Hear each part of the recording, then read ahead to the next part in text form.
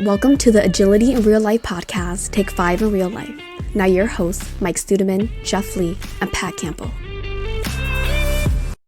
Hi, and welcome back to the Agility IRL podcast, Take 5 IRL. I'm Jeff Lee, a partner at Agility IRL, and one of your hosts. Pat I'm Mike Campbell. Studeman. Oh, sorry. Go ahead, Pat. I'm Pat Campbell, another partner here and co-host. And I am the third of the triumvirate partners at Agility IRL, a rare occasion when all three of us can be on an episode, gentlemen. Yeah, as we indicated there, as I threw it over to nobody and you both jumped in at the same time. So we got to work on that choreography. But we do demonstrate that this is a real live conversation that we're having. So Pat, with that, I will explicitly throw it over to you to introduce our topic for today. Our topic for today is what happens when the Scrum Master goes away. There's a lot of talk going about with Scrum Masters being either let go or being asked to take on multiple teams, as many as 3 or 4. And so the question then becomes, how do we work in that environment? What do we do as a team? What do we do as a company to enable those teams? So there's a lot of different angles with a discussion topic like this. Yeah, and I'll throw out there to get things rolling that we're not focused on the rules. So if you came into this wondering what the rules are, doesn't matter, right? We're trying to operate a team with a person who's been taking on the Scrum Master accountabilities, who's either not there anymore or has less time available for it. So what does a self-managing team do, Mike? Yeah, I mean, I think first of all, anytime you have people that are no longer there, if the amount of work hasn't gone down, which it rarely does, in my experience, someone has to step in and fulfill those responsibilities.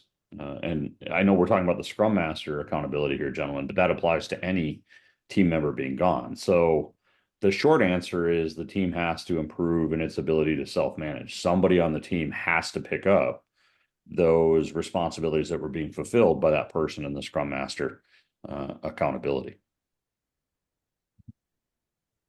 Yep, and it can be argued too that this is somewhat what Scrum was always intended to work towards, is self-managing teams. And that role that you described, those responsibilities, end up rotating among the team members so that someone's accountable for that at some point in time. But again, it's a self-managing team as opposed to a dedicated Scrum Master. Mm-hmm. I think with any sort of shared responsibilities, when you start doing that, one tip that I would give our listeners or viewers is you have to over communicate who has it so you don't fall into the, well, Jeff, I thought you were doing that.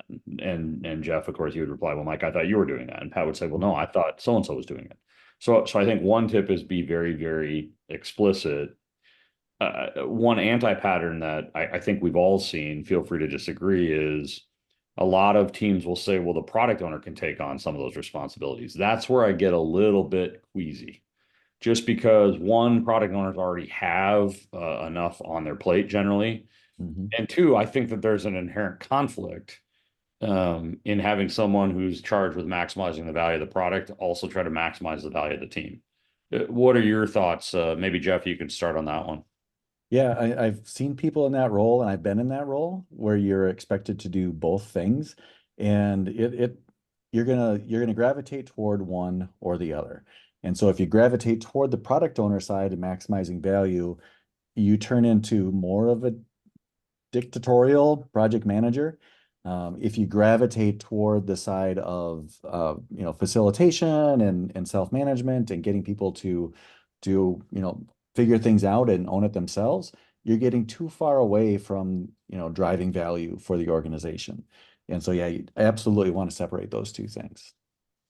Yeah, Mike, I applaud your slight queasiness. I get exceedingly queasy when I see that happen. And to your earlier point, it's kind of like the captain of a ship stepping off the bridge and clearly calling out, so-and-so, you have the con, that absolute handoff. So definitely agree. But, this is something that if you as a Scrum Master are listening to this and you've got 3 or 4 teams, take those tips and maybe even start thinking about how do you start coaching your teams to take on those responsibilities in a rotating fashion, and look for opportunities to maybe even spend an entire sprint where one of the team members is facilitating all the events or something like that.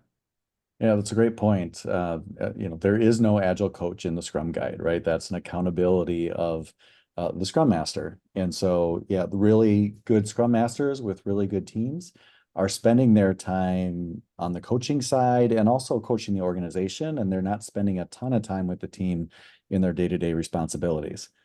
So yeah, getting that knowledge in the team, getting the team to own those things is a sign of a Scrum Master who's really effective. Yeah, plus one to both of those comments, gentlemen. I think a good Scrum Master is one that's constantly seeking to reduce dependence upon themselves. They're seeking, to put it another way, they're seeking to have that team grow in its self-management, so that if the Scrum Master is not present for whatever reason, they can continue to deliver maximum value. Yeah, and if you're in an environment where the Scrum Master's job is to schedule the meetings and to report status, again, those things are not in the Scrum Guide. It's not what the Scrum Master is supposed to do. This might sound like kind of things that are very different than what you expected us to talk about. And again, we think about look at the Scrum Guide, review what that Scrum Master is really supposed to do, and think about how do you get the team to take on those accountabilities, right? We want the team to continue to grow and improve, even if there's less of a Scrum Master or even no dedicated person serving as a Scrum Master. The idea isn't that a team has gotten so good they just keep doing what they're doing forever. They always have to be looking for improvement. Yep. Absolutely.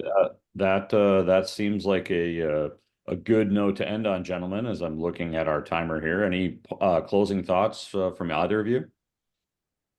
Well, as we always talk about, the culture eats practice for breakfast, and you've got to think about what you're going to change in the culture to support that as well, whether it's HR, how you reward Scrum Masters who enable self-managing teams, and so forth. So keep that in mind as well. All right. Well, with that, thanks everybody for joining us again. Thank you for joining us on this episode of the Take5IRL podcast. If you like it, please go ahead and share it with someone, as well as like and subscribe on your favorite podcast platform. We are available on Apple Podcasts, Spotify, and YouTube. Also, leave us a comment or a suggestion for a future episode. Again, thanks for listening, and we look forward to you joining us next time on the Take5IRL podcast.